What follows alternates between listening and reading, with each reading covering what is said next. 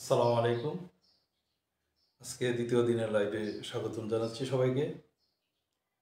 আমি আগে বলেছি যে আমি প্রতিদিন চেষ্টা করব যে ন্যারেশনের যেই বিষয়টা নিয়ে আমরা আলোচনা করছি যাতে প্রত্যেকটা বিষয় আমাদের স্টুডেন্টদের জন্য যাতে একবারে সোজা হয়ে যায়।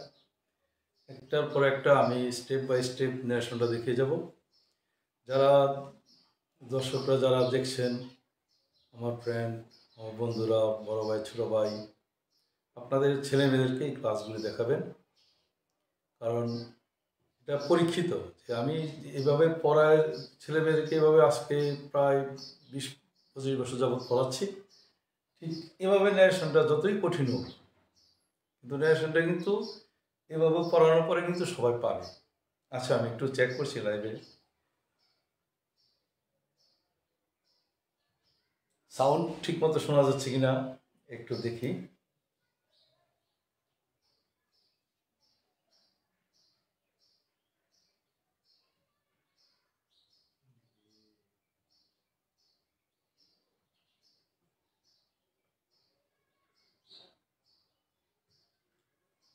হ্যাঁ, জি, ঠিক আছে।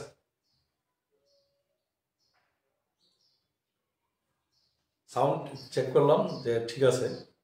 আচ্ছা, তো এভাবে আমি পড়াচ্ছি যে এভাবে যদি প্রতিটা ক্লাস যদি একটা ছেলে মেয়ে যদি এক স্টুডেন্ট 6 থেকে 10 পর্যন্ত যদি তারা এভাবে ক্লাসগুলি দেখে তাহলে অবশ্যই অবশ্যই পারবে। হ্যাঁ, তবে বেশি বেশি এক্সারসাইজ করতে হবে। তাদের প্রত্যেকটা গ্রামার বইয়ে শেষ দিক দিয়ে এক্সারসাইজ দেওয়া আছে। তাছাড়াও আমার যে শিট আছে ছেলে মেয়েদের জন্য আমি শিট করেছি এক্সারসাইজের, এই শিটের কপি আমি ক্যামেরায় দেব, দিলে স্ক্রিনশট নিয়ে ছেলে মেয়েরা যাতে এইগুলি করতে পারে। ঠিক আছে? আচ্ছা, এভাবে দেখা গেছে প্রত্যেকটা step by step assertive, interrogative, imperative প্রত্যেকটা সেন্টেন্স যেভাবে ন্যারেশনগুলি এগুলো আগে করতে হবে। আসলে প্রকৃত পক্ষে হচ্ছে আমাদের ছেলে মেয়েদের আমাদের পরিশ্রম করতে হবে আন্তরিকতার সাথে।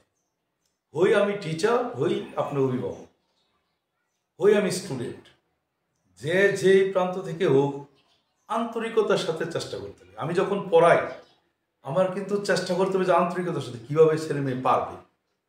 আপনি যখন অভিভাবক তখন চিন্তা করতে হবে কিভাবে আমার ছেলে মেয়ে পারবে আমি খেয়াল করি। অর্থাৎ আমি ব্যবসা বাণিজ্যের চাকরিতে সময় দিই, আমার ছেলে মেয়ের কাছেও আমি 1-2 ঘন্টা সময় দিই। ঠিক আমি স্টুডেন্ট হিসাবে আমার চিন্তা থাকতে হবে কি যে না, আমার বিষয়টা কী করতে হবে, পারতে হবে।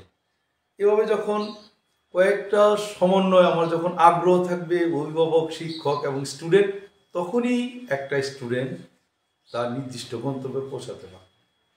এই জন্য সবাইকেই আন্তরিকতার সাথে চেষ্টা করা দরকার। ঠিক আছে? আমি ইনশাল্লাহ আমি আন্তরিকতার কমতি রাখবো না। আমার যতটুকু সাধ্য আছে, আমি যতটুকু জানি আমি দিতে চেষ্টা করব। তবে তোমরা, আমি আজকে খবর নিয়েছি যে অনেকেই ক্লাস দেখেছ, হয়তো পরে দেখেছ, তো তোমরা আমি যা পড়াচ্ছি প্রত্যেকটা বিষয় নোট করতে হবে। আজকে একজন বললো যে স্যার প্রথমে লেখা বুঝি নাই, পরে দেখছি। আর এছাড়াও আমি এটা পরবর্তীতে আমি রেকর্ড করে আমি রেকর্ডিং ক্লাসও দেব, লাইভ ক্লাসের পাশাপাশি এটা আবার আমি আপলোড করে দেবো ইউটিউবে, ফেসবুকে, আমার পেজে দিব, ওইখান থেকেও তোমরা পেয়ে যাবে। তো ঠিক আছে, আজকে শুরু করি। আমি তো ন্যারেশন পাচ্ছি, বলছি যে ন্যারেশন একটার পর একটা ইনশাল্লাহ গ্রামার অন করে যাব, কোনো গ্রামার নিয়ে আর কোনো সমস্যা থাকবে না যদি তোমরা আমার সাথে কন্টিনিউ করো। ঠিক আছে? আমি কালকে বলেছিলাম যে কতগুলি শব্দ আছে, এর মধ্যে এই কয়েকটা ইম্পর্টেন্ট শব্দ, যেমন দিস থাকলে দ্যাট হয়, দ্যাস থাকলে দোস হয়, টুডে থাকলে দ্যাট ডে। কারণ আমার যে ঘটনাটা কিন্তু পূর্বে ঘটছে। The teacher said to me, কেমন, Hasan said to me, I help you study. ধরো আমার এই বাক্য, হ্যাঁ, ধরো এই বাক্য, Hasan said to me I, এই বাক্য কি দিয়ে শুরু হয়েছে? সাবজেক্ট দিয়ে। গতকালের ক্লাস যদি তুমি করে থাকো তাহলে বুঝবে হাসান সেড টুটে কি বলবে? টোল্ড মি, ইনভার্টেড কমাতে কি বলবে? দ্যাট। এটুকু ঠিক আছে? অর্থাৎ হাসান সেড টুটে কি? টোল্ড, সেড টুটে টোল্ড, আর মি অবজেক্ট, ইনভার্টেড কমাতে কি? দ্যাট, ইনভার্টেড কমাতে দ্যাট। এখন আমার দেখতে হবে পার্সনের পরিবর্তন। গতকাল কিন্তু পড়িয়েছি পার্সন আই, মি, মাই। অর্থাৎ আই, মি, মাই এই তিনটা থাকলে কাকে ধরবে? সাবজেক্টিভ। কাকে ধরবে? রিপোর্টিং ভার্বের সাবজেক্ট। ইউ এবং ইউ এই দুইটা যদি থাকে তাহলে কাকে ধরবে? অবজেক্ট। ওকে, এটা কিন্তু অবশ্যই মনে রাখতে হবে। I me my subject, you your object. বারে বারে বলো যে I me my subject, you your object. অর্থাৎ আই মি মাই থাকলে সাবজেক্টকে ধরবে, ইউ ইউর থাকলে কাকে ধরবে? অবজেক্ট। এখন হাসান টোল্ড মি ইনভার্ট কমাটা দ্যাট আই বলতে কাকে বোঝাচ্ছে? সাবজেক্ট। সাবজেক্ট হচ্ছে এখানে হাসান। হাসানের পরিবর্তে প্রণয় হিসেবে বলবে কি? ও সরি, হেল্ড। ইয়েস্টারডে আছে তো এখানে হেল্ড বলবে। হাসানের আয়ের পরিবর্তে এখানে বলছে কি? হি। He help. হেল্প ভার্বের টু, হেড প্লাস ভার্বের থ্রি, হেল্প। ইউ, ইউ বলতে কাকে বোঝাচ্ছে? ইউ বলতে মি। ইউ বলতে কাকে বোঝাচ্ছে? মি। ইউ তো বাক্যের কি এখানে? অবজেক্ট। ইউ কি বাক্যের অবজেক্ট। অর্থাৎ ইউ যদি ভার্বের পূর্বে থাকে সাবজেক্ট, ইউ যদি ভার্বের পরে থাকে অবজেক্ট। ইউ যদি সাবজেক্টের পূর্বে থাকে, ভার্বের পূর্বে থাকে সাবজেক্ট, ইউ যদি ভার্বের পরে থাকে তাহলে কি হলো? অবজেক্ট। তাহলে এইভাবে, তাহলে আমার ইউটা কাকে বোঝাচ্ছে? মি কে। তাহলে মি হচ্ছে এখানে me. Help me, he had help. You বলতে কাকে বোঝাচ্ছে? মি। হেল্প মি ইয়েস্টারডে থাকলে এই যে ইয়েস্টারডে কি হবে? দা প্রিভিয়াস। ইয়েস্টারডে থাকলে হবে কি? দা প্রিভিয়াস ডে। অর্থাৎ অ্যাসার্টিভ সেন্টেন্সটা গত ক্লাসে বলা হয়েছে, তারপর আমি আজও বলি। আজকে বলছি যে subject Hasan said to told me invert কমাটি কি? দ্যাট। আই বলতে হাসানকে বোঝায়, সাবজেক্ট কি? হি। হেল্প ভার্বের টু, ভার্বের টু থাকলে কি বসে? হেড প্লাস ভার্বের থ্রি, হেড প্লাস ভার্বের থ্রি, হেড ভার্বের থ্রি। ইউ বলতে কাকে বোঝায়? মি কে। মি এখানে অবজেক্ট ফর্ম, এই জন্য মি এখানে অবজেক্ট। আর ইয়েস্টারডে থাকলে দা প্রিভিয়াস ডে। ইয়েস্টারডে থাকলে কি হবে? দা প্রিভিয়াস ডে।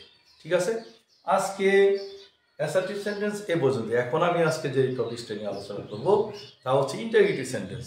ঠিক আছে, তোমরা খাতা নিয়ে রেডি হও, কারণ আমি এখন ইন্টারগেটিভ সেন্টেন্সের নিয়ম লেখাতে যাচ্ছি। ইন্টারগেটিভ সেন্টেন্স আজকে নেশনে আমি ইন্টারগেটিভ সেন্টেন্সের নিয়ম লেখাবো। তোমরা খাতা নিয়ে রেডি হও। ইন্টারগেটিভ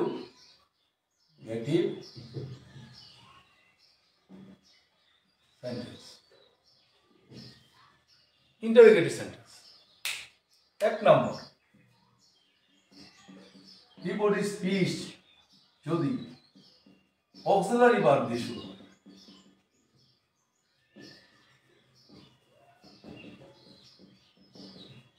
শুরু হয় তাহলে indirect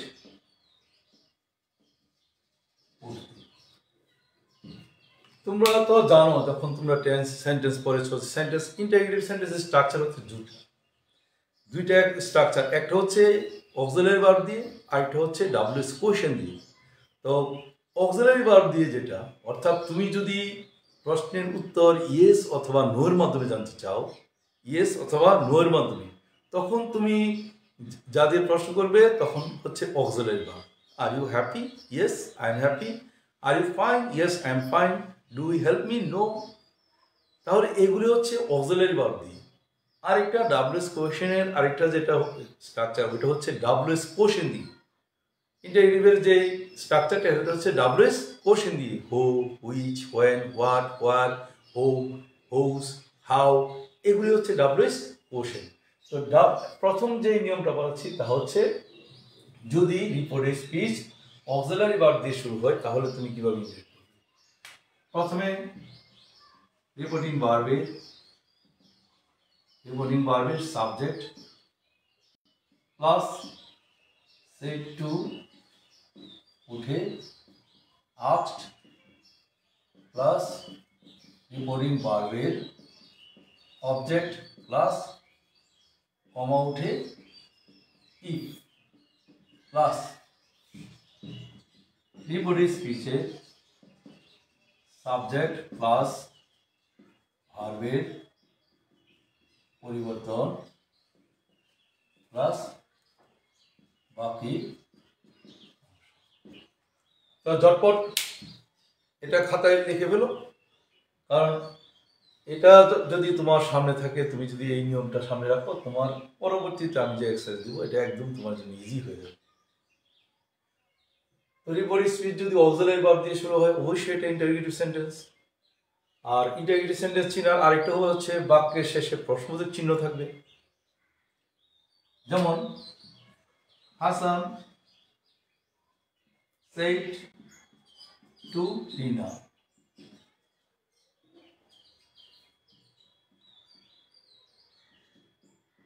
are you waiting for me? তাহলে বাক্যটা খেয়াল করে দেখো, Hasan said to Rina, are you waiting for me? তাহলে বাক্যটা কি দিয়ে শুরু হয়েছে? Auxiliary verb, am, is, are, was, were, have, has, had, can, could, shall, should, will, would, may, might, এগুলো হচ্ছে অক্সিলারি ভার্ব। অক্সিলারি ভার্ব দিয়ে যখন শুরু হয়, are you waiting for me, তাহলে প্রশ্নবোধক চিহ্ন আছে, তার মানে এটা কি সেন্টেন্স? Interrogative sentence. এখন এই ইন্টারোগেটিভ সেন্টেন্স যখন থাকবে, অ্যাসার্টিভের কিন্তু আমরা নিয়ম জানি। অ্যাসার্টিভের নিয়ম কি? যদি অ্যাসার্টিভ সেন্টেন্স থাকে, রিপোর্টিভ স্পিচেস, প্রথমে সাবজেক্ট বসাবো, said, told, told, report verb, object, inverted কমাতে দ্যাট, তারপর সাবজেক্ট, ভার্বের পরিবর্তন। ওকে, তো আমি যেভাবে বললাম এভাবে ঠিক মনে রাখতে হবে, ঠিক আছে? এখন ইন্টারোগেটিভের নিয়ম কি? ইন্টারোগেটিভ নিয়ম হচ্ছে রিপোর্টিভ স্পিচের সাবজেক্ট কি? হাসান, সেড টুডে কি? Asked, said today asked, object Rina. Okay, এতটুকু ক্লিয়ার? অর্থাৎ আমার যদি কোনো বাক্য রিপোর্টিভ স্পিচে অক্সিলারি ভার্ব দিয়ে শুরু হয়, বাক্যের শেষে প্রশ্নবোধক চিহ্ন থাকে, তাহলে আমি কিভাবে ইন্ডিকেট করব? প্রথমে রিপোর্টিভ ভার্বের সাবজেক্ট হাসান, সেড টুডে কি? আস্কড, রিপোর্টিভ অবজেক্ট কি? রিনা। ওকে, ঠিক আছে? হাসান সেড টুডে কি? আস্কড, অবজেক্ট কি? রিনা। ইনভার্টেড কমা উঠে ইফ, ইনভার্টেড কমা উঠে ইফ, এটা নিয়ম। বলো যে অ্যাসার্টিভ থাকলে, অ্যাসার্টিভ থাকলে কি? সাবজেক্ট দিয়ে শুরু, ইনভার্টেড কমা উঠে দ্যাট, কিন্তু যখন অক্সিলারি ভার্ব দিয়ে শুরু হবে তখন ইনভার্টেড কমা উঠে বলবে কি? ইফ, ইনভার্টেড কমা উঠে ইফ।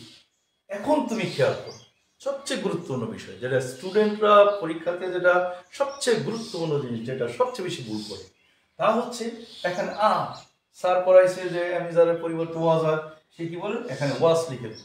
এখানে কি লিখে ফেলে? ওয়াজ, কিন্তু ওয়াজ হবে না। আগে কি হবে? সাবজেক্ট। কারণ আমি যে ডিরেক্ট যে স্পিচটা, এটা কিন্তু ইন্টারোগেটিভ, বাট আমি এখন যেটা লিখবো তখন কিন্তু এটা ইন্টারোগেটিভ থাকে না। একজন প্রশ্ন করছে, এভাবে বলছে যে আমি জানো, সে আমাকে কি বলছে? আমি যদি তোমাকে পাই তোমাকে মারবো, এই সে অনেক কিছু বলছে, তুমি কি আমাকে সাহায্য করবে, তুমি কি সেখানে যাবে, এরকম। কিন্তু আমি যখন এই বক্তব্যটা যখন আমার মতো করে দিব, তখন কিন্তু আমার যে বাক্যগুলি, এই বাক্যগুলি কিন্তু আর ইন্টারোগেটিভ অথবা ইম্পারেটিভ অথবা অবজেক্টিভ, এক্সক্লেমেটরি থাকবে না। প্রত্যেকটা বাক্য অ্যাসার্টিভ সেন্টেন্স হয়ে যাবে। আর অ্যাসার্টিভ সেন্টেন্সের বৈশিষ্ট্য হচ্ছে ভার্বের পূর্বে অবশ্যই কি থাকবে? সাবজেক্ট। ভার্বের পূর্বে অবশ্যই কি থাকবে? সাবজেক্ট। খুবই ইম্পর্টেন্ট একটা বিষয়, তুমি মনে রাখবে যে আমি কি বললাম, যে একটা বাক্য যখন ইনডিরেক্ট করবা তুমি, অবশ্যই বাক্যটা ইন্টারোগেটিভ থাক, ইম্পারেটিভ যাই থাক, প্রত্যেকটা বাক্য কি হয়ে যাবে? অ্যাসার্টিভ হয়ে যাবে। পুরোটা বাক্য কি হয়ে যাবে? অ্যাসার্টিভ। অ্যাসার্টিভ হচ্ছে সাবজেক্টের পরে, অর্থাৎ প্রথমে আমাকে কি বসাতে হবে? সাবজেক্ট। ইউ, ইউ বলতে কাকে বোঝায়? রিনা। তাহলে ইউ কি এখানে বাক্যের সাবজেক্ট না অবজেক্ট? বলো, ইউ বাক্যের সাবজেক্ট। কেন? ভার্বের পূর্বে আছে, মূল ভার্বের পূর্বে ইউ থাকলে সাবজেক্ট, মূল ভার্বের পরে ইউ থাকলে অবজেক্ট। ইউ, ইউ বলতে রিনাকে বোঝায়, তাহলে হচ্ছে কি? সি। অ্যামিজারের পরিবর্তে কি হবে? ওয়াজ হয়, তো সি এর সাথে কি বসে? ওয়াজ।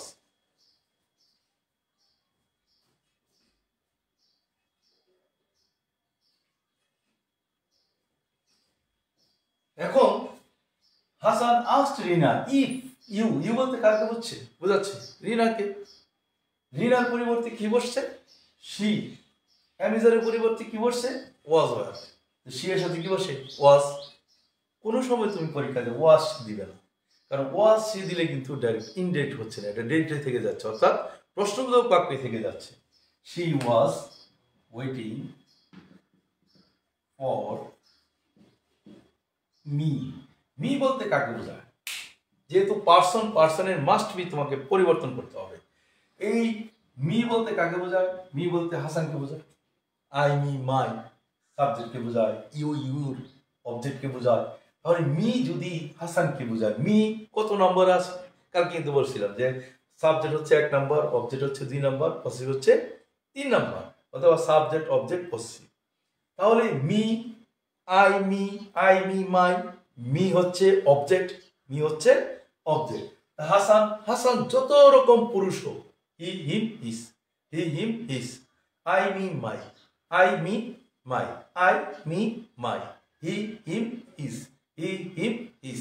তাহলে আই মি মাই মি, তাহলে কাকে বোঝাচ্ছে? হাসান হি him his, he him his. তাহলে এখন হবে হিম। কেন হবে? I me my, he him হিস, এই জন্য এখানে হবে কি? হিম। তাহলে আমি আবার বুঝাচ্ছি তোমাকে। রিপোর্টিং ভার্বের সাবজেক্ট হাসান, সেই টুটেড আস্কড, রিপোর্টিং ভার্বের অবজেক্ট ইনভার্ট কমা ওঠে কি? ইফ। ইউ বলতে কাকে বোঝায়? রিনাকে, যেহেতু ইউ বাক্যের সাবজেক্ট, রিনার সাবজেক্ট হচ্ছে শি। তারপরে অ্যামিজার পরিবর্তে ওয়াজ ওয়্যার ভার্ব, বাকি অংশ। কিন্তু এখানে মি হচ্ছে একটা পার্সন, তার মানে মি এর কি হবে? পরিবর্তন হবে। মি এর পরিবর্তে হবে হিম, কারণ I me my, he him হিস, হিম। ওকে, আচ্ছা। এখন অক্সিলারি ভার্ব দিয়ে যখন বাক্য শুরু হয়, এখানে আরেকটা গুরুত্বপূর্ণ বিষয় তোমাকে আমি বলে দিচ্ছি। গুরুত্বপূর্ণ বিষয়টা হচ্ছে, তুমি যখন দেখবে যে ডু অথবা ডাজ দিয়ে প্রশ্ন হয়, ডু ইউ হেল্প মি, সবচেয়ে একটা গুরুত্বপূর্ণ, যেটা আমি আমার শিক্ষকতা লাইফে দেখছি, যে অনেকে কি করে? রিনা ইফ, ডিড, সি, এরকম একটা কিছু লিখে আর কি, এভাবেই লিখলাম আমি।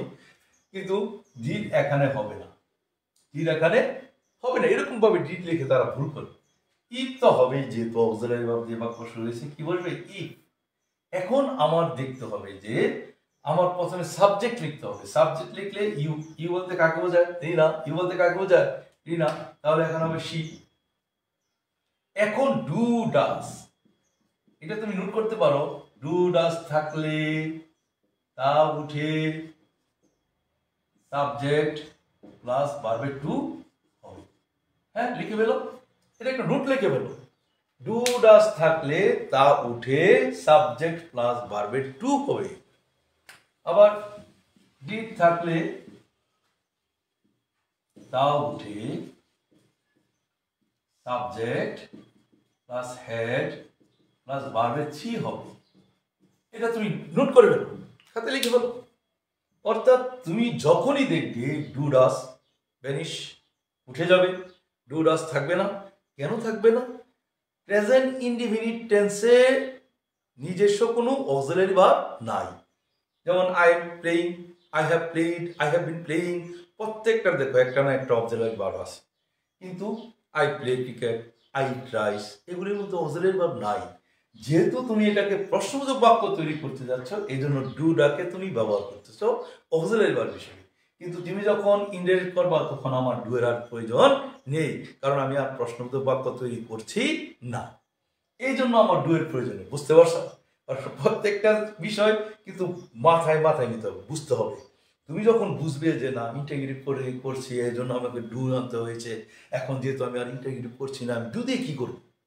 যখন বিষয়টা তোমার লজিক্যালি চিন্তা করবে, তুমি যখন যুক্তি দিয়ে চিন্তা করবে, অনেকটা গণিতের মতো, তখন দেখবে যে ডু তোমার প্রয়োজন নাই। ডু অবশ্যই কি হয়ে যাবে?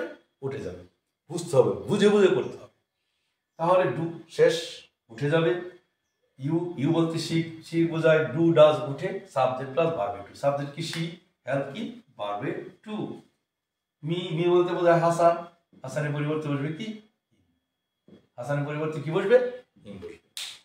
তাহলে এখন দেখো যে Hasan asked Rina, invert comma ওঠে ইফ, ইউ বলতে সি, হেল্প হিম, ওকে, এখন ধরো ডু নাই, এখানে কি হয়েছে did. Did, did you help me, did you help me, did. তাহলে ডিড থাকলে কি হবে দেখো, ডিড থাকলে তা উঠে subject plus have plus verb three হবে। তাহলে আমি এটা কি করব, শি হ্যাড হেল্পড হিম। আশা করি বুঝতে পারছো তোমরা যে ইউ বলতে নিনাকে বোঝায় শি, ডিড থাকলে তা উঠে subject plus have plus verb three হবে। মনে রাখবে এটা যে ডিড, ডিড তো প্রশ্নবোধক বাক্য, ইন্টারগেটিভ সেন্টেন্সে পাস্ট ইনডিফিনিট টেন্সে আমি ইন্টারগেটিভ বাক্য করব। পাস্ট ইনডিফিনিট টেন্সের তো নিজস্ব কোনো অক্সিলারি ভার্ব নাই, যেমন I played cricket, we played cricket, অর্থাৎ সরাসরি কোনো অক্সিলারি ভার্ব নাই। যেহেতু অক্সিলারি ভার্ব নাই, ডিডকে আমি ব্যবহার করব কেন, ইন্টারগেটিভ বাক্য তৈরি করার জন্য। কিন্তু আমি যখন ইনডিরেক্ট করছি তখন কিন্তু আমার ইন্টারগেটিভ থাকছে না। এই জন্য শি হ্যাড হেল্পড হিম বলতে কাকে বোঝায়, হিম বলতে বোঝায় মি, বলতে কাকে বোঝায়, মি বলতে বোঝায় হাসান। এই জন্য এখানে বসবে কি হিম। ক্লিয়ার? আচ্ছা, আমার এখানে কমেন্টস দেখার মতো সুযোগ নাই, আমি ল্যাপটপ বন্ধ করে রাখছি। এখন যেহেতু সুযোগ নাই, তোমরা পরবর্তীতে আমাকে জানাবে কমেন্টসে, আমি তোমাদের যে কোনো সমস্যা একবার না, দুইবার না, শতবার আমি তোমাকে বুঝিয়ে দেবো, কোনো ব্যাপার না। আমি শিক্ষকতা করছি কিসের জন্য, তোমাদের উপকারের জন্য, ঠিক আছে? আচ্ছা, তাহলে আপাতত অক্সিলারি ভার্ব দিয়ে বাক্য শুরু হলে তোমার কি হবে, আমরা এটা দেখব। এখন ধরো যদি ডাবলস কোশ্চেন দিয়ে শুরু হয় তখন কি করবে, 2 নাম্বার। যদি ধরো 2 নাম্বার কি হলো, রিপোর্টের স্পিড যদি ডাবলস কোশ্চেন দিয়ে যদি শুরু হয় তাহলে তুমি কিভাবে ইন্টারেক্ট করবে? হ্যাঁ, আমরা তো জানি যে যদি হা অথবা নার মধ্যে জানতে চাই আমরা অক্সিলারি ভার্ব দিয়ে প্রশ্ন করি। Are you fine? Yes I am fine. যদি বলে how are you? Yes, no, no. তখন কি বলতে হয়, how are you? I am fine. তখন কিন্তু ইয়েস তোমার নো আসে না, who are you? I am teacher. তাহলে এরকম, অর্থাৎ যখন ডাবলস কোশ্চেন দিয়ে প্রশ্ন আসে তখন শুরু হয় ইনডিরেক্ট করতে রিপোর্ট ভার্ব সেট টু উঠে আস, কমা উঠে, এখানে পরিবর্তন আছে। কমা উঠে কি বুঝবি, কমা উঠে দেখো, কমা উঠে ডাবলস কোশ্চেনটি প্লাস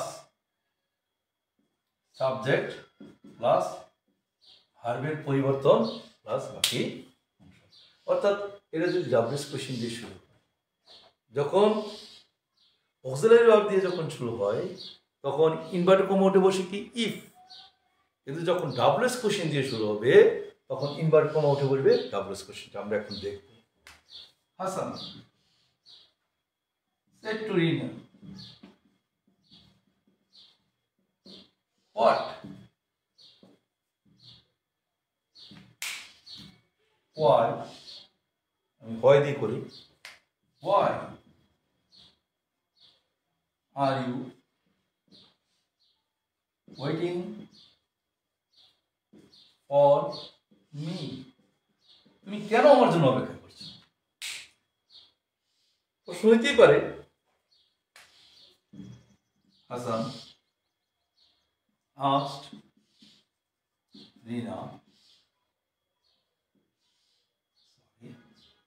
why? অর্থাৎ এক্ষেত্রে ইনভার্টেড কমা উঠে বসবে why, ইনভার্টেড কমা উঠে বসবে কি why, অর্থাৎ সাবজেক্ট হাসান, সেট টু উঠে asked, অবজেক্ট রিনা, ইনভার্টেড কমা উঠে why, অর্থাৎ যে ডাবলস কোশ্চেন আছে শুধুমাত্র এই ডাবলস কোশ্চেনটা এখানে বসবে। why আর ইউ বলতে কাকে বোঝায়, রিনা। রিনা সাবজেক্ট বলবে কি she was waiting for me বলতে বোঝায় হাসানকে। ঠিক আছে, তাহলে দেখো আমি আবার বলছি, যদি ডাবলস কোশ্চেন দিয়ে ইনডাইরেক্ট স্পিচ, ডাইরেক্ট স্পিচ যদি ডাবলস কোশ্চেন দিয়ে শুরু হলে তাহলে তুমি কিভাবে ইনডাইরেক্ট করবে? অর্থাৎ রিপোর্টেড স্পিচ ডাবলস কোশ্চেন দিয়ে শুরু হলে প্রথমে সাবজেক্ট যেহেতু প্রশ্নবোধক বাক্য সেট টু টে আস্কড, এই পরিবার object Rina, WS question, you বলতে কাকে বোঝায়? রিনাকে। এজন্য কি সি, নিয়ম অনুযায়ী কি অ্যামিজারের পরিবর্তে ওয়াজ ওয়্যার ভার্ব প্লাস পার্সনের পরিবর্তন। অর্থাৎ অ্যাসার্টিভ সেন্টেন্স এবং ইন্টারোগেটিভ সেন্টেন্স সেম, শুধুমাত্র অ্যাসার্টিভ সেন্টেন্সের ইনভার্টেড কমা উঠে বসে দ্যাট, কিন্তু ইন্টারোগেটিভের সেন্টেন্সের যখন ইনভার্টেড কমা উঠে যদি অক্সিলারি ভার্ব দিয়ে শুরু হয় ইফ বসবে, আর যদি ডাব্লিউএস কোয়েশ্চেন দিয়ে শুরু হয় ডাব্লিউএস কোয়েশ্চেন বসবে, তারপরে সাবজেক্ট ভার্ব পরিবর্তন।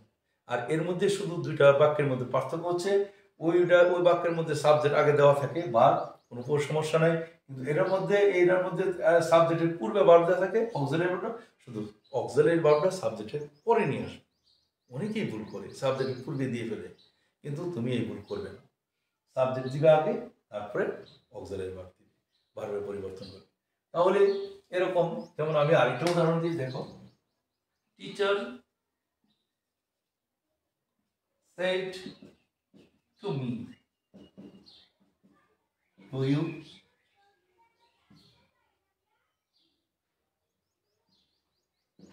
write the letter? অথবা আরেকটা, father said to me, which book did you buy yesterday?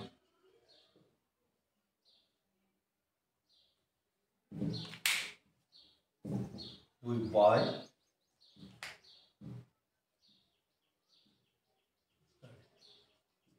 এখানে দুইটা বাক্য, একটা কি দিয়ে শুরু হয়েছে? ডাব্লিউএস কোয়েশ্চেন, আর একটা কি দিয়ে শুরু হয়েছে? ডাব্লিউএস কোয়েশ্চেন, আর একটা অক্সিলারি ভার্ব দিয়ে শুরু হয়েছে। এখন যেহেতু প্রশ্নবোধক বাক্য আছে, প্রথমে subject teacher today asked me, invert comma বসবে ওকে। অর্থাৎ যখন ডাব্লিউএস অক্সিলারি ভার্ব দিয়ে শুরু হবে তখন ইনভার্ট কমা বসবে কি ইফ, যে কোনো auxiliary verb, am is are, was were, have has had, can could shall should will would may might do does did, অর্থাৎ যে কোনো অক্সিলারি ভার্ব দিয়ে শুরু হোক ইনভার্ট কমা উঠে বসবে কি ইফ। তারপরে ইউ, ডু থাকলে ডু উঠে যাবে, সাবজেক্টের পর ভার্বের টু হবে। ইউ বলতে কাকে বোঝায়? মি। ইউ বলতে কাকে বোঝায়? মি। তাহলে I wrote the letter, okay, wrote the letter, যদি এখানে দিস লেটার, দ্যাট লেটার। আচ্ছা, এখন father asked me which book, একটা কথা মনে রাখবে, হোয়ার পরে সরাসরি সাবজেক্ট চলে এসেছে, কিন্তু হুইচ বুক, এগুলি হুইচ বুক যদি থাকে একসাথে এটা মিলিয়ে কি একটা ডাব্লিউএস কোয়েশ্চেন হয়, ডাব্লিউএস সাথে এটা যুক্ত, যেহেতু এটা পসেসিভ, অনেকটা পসেসিভ ডাব্লিউএস কোয়েশ্চেন, এই জন্য হুইচ বুক পসেসিভ হিসেবে ব্যবহৃত হয়। Which book did you, you বলতে কাকে বোঝায়? মি। তাহলে সাবজেক্ট হিসেবে বলবে কি I had bought the previous day। অর্থাৎ কি হচ্ছে? Subject said to asked, WS question টি, তারপর ইউ বলতে কাকে বোঝায়? মি, সাবজেক্ট হিসেবে বলবে কি আই, তারপর ডিড থাকলে উঠে যাবে, হ্যাড প্লাস ভার্বে থ্রি বলবে, হ্যাড প্লাস ভার্বে থ্রি প্লাস ইয়েস্টারডে থাকলে কি হবে? The previous day. অর্থাৎ কিছু কিছু শব্দের এই শব্দগুলি থাকলে এইগুলির পরিবর্তে এইগুলি জান, কারণ ইয়েস্টারডে গতকাল, এটা কিন্তু গতকালের ঘটনা, অনেক আগের কথা বলছে, আমি ইনডিরেক্ট লিখছি, এই জন্য দ্য প্রিভিয়াস ডে পূর্বের দিন, যেমন টুডে থাকলে দ্যাট ডে ওই দিন, ওমরে থাকলে দ্য নেক্সট ডে, এই শব্দগুলি কি করতে হবে? পরিবর্তন করতে হবে। আচ্ছা, তাহলে তোমরা দেখো যে ইন্টারোগেটিভ সেন্টেন্স কিন্তু আমাদের আজকে কমপ্লিট, কারণ ইন্টারোগেটিভ সেন্টেন্স শুধুমাত্র দুইটা নিয়ম, একটা হচ্ছে অ্যাসার্টিভ, একটা হচ্ছে অক্সিলারি ভার্ব দিয়ে শুরু হলে, আর একটা হচ্ছে ডাব্লিউএস কোশ্চেন দিয়ে শুরু হলে। এইভাবে দুইটা যদি তুমি স্ট্রাকচারগুলো মনে রাখো, এবং অ্যাসার্টিভ আর একটা প্যাসেঞ্জারের মধ্যে কিন্তু ইন্টারোগেটিভ সেন্টেন্স আসবে, কারণ এই প্যাসেঞ্জারটা তো একটা কনভারসেশন, অর্থাৎ তোমার কথোপকথন, আর কথোপকথন কখন হয়? যখন একজন প্রশ্ন করে একজন উত্তর দেয়, তখনই কিন্তু কথোপকথন হয়। আর এই জন্য একজন প্রশ্ন করবে, আরেকজন উত্তর দিবে, একজন প্রশ্ন করে কি দিয়ে? ইন্টারোগেটিভ বাক্য দিয়ে, একজন উত্তর দিয়ে কিভাবে? অ্যাসার্টিভ সেন্টেন্স দিয়ে। অর্থাৎ ইন্টারোগেটিভ আর অ্যাসার্টিভ সেন্টেন্স এই দুইটা যদি তুমি পারো, ধরো তুমি প্যাসেজ জেনারেশনের অর্ধেক তোমার হয়ে গেছে, ঠিক আছে, অর্ধেক তোমার কি কমপ্লিট ধরো। আচ্ছা, এই জন্য এই ইন্টিগ্রেটেড সেন্টেন্সকে তুমি কীভাবে ইন্টিগ্রেট করবে যদি না পারো, আমি আবার তোমাদেরকে বুঝিয়ে দেব, আমি পুনরায় আবার ক্লাস নিব, একই ক্লাস আবার নিব, সমস্যা নেই। দরকার পড়লে তোমরা এই কী করবে, ভিডিওটা বারে বারে দেখবে, আমি আবার রেকর্ডিং করে ক্লাসটা দিই। তো যারা দেখছো অথবা পরবর্তীতে দেখবে, তোমাদের জন্য একটা রিকোয়েস্ট আছে। রিকোয়েস্ট হচ্ছে তোমরা যা দেখছো, যেমন আজকে আমার স্টুডেন্টের সাথে দেখা হয়েছিল স্কুলে, এরা আমার বলছে যে স্যার আমরা কয়েকজন বলছি যে আমরা লিখছি খাতার মধ্যে। তো আমার বেশ ভালো লাগছে, আসলে লিখবা, কারণ আমি এটা কিন্তু পরীক্ষিত। আমি আজকে 20-25 বছর যাবত এভাবেই পড়াচ্ছি ন্যারেশন, এমনকি এইভাবে পড়াচ্ছি যারা এই রুলসগুলি লেখে এবং বেশি বেশি এক্সারসাইজ করে। আমি এক্সারসাইজের শিট আমি অবশ্যই ভিডিওতে দেখাবো, যাতে তোমরা স্ক্রিনশট নিয়ে যাতে এক্সারসাইজগুলি করতে পারো। যখন তুমি বেশি বেশি এক্সারসাইজ করবে এবং এই নিয়মগুলি যখন ফলো করে তুমি করবে, একটার পর একটা স্টেপ বাই স্টেপ তুমি পড়বে, অবশ্যই অবশ্যই তুমি পারবে ইনশাল্লাহ, ঠিক আছে। এই জন্য প্রত্যেকটা ক্লাস করবো। আর অভিভাবকদের আমি আবারও বলছি, আপনারা ছেলে মেয়েদের প্রতি সিরিয়াস হন। এই মোবাইলের মধ্যে, মোবাইলের যুগ, অনেক মোবাইল নিয়ে ছেলেমেয়েরা শুধু সময় নষ্ট করে। এই জন্য আপনারা অবশ্যই খেয়াল রাখবেন ছেলে মেয়েদেরকে, অনলাইন যেহেতু ডিজিটাল যুগ, আপনারা অবশ্যই খেয়াল রাখবেন ছেলেমেয়েরা কি মোবাইলে কি তারা দেখে।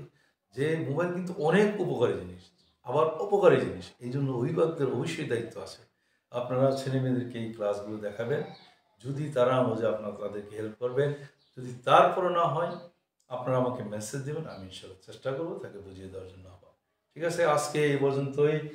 আগামীকালকে ইম্পারেটিভ সেন্টেন্স তোমরা কীভাবে করবে, কারণ সেন্টেন্সের মধ্যে কিন্তু assertive, interrogative, imperative 3 number sentence. Imperative সেন্টেন্সে কিন্তু আবার 4-5টা নিয়ম আছে। এই জন্য ইম্পারেটিভ সেন্টেন্সের ক্লাসটা অবশ্যই গুরুত্বপূর্ণ। আগামীকাল ইনশাল্লাহ চেষ্টা করবো লাইভে আসার জন্য।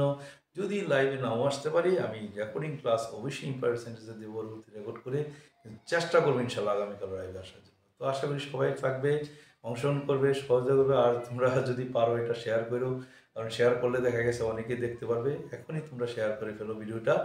আচ্ছা, ধন্যবাদ।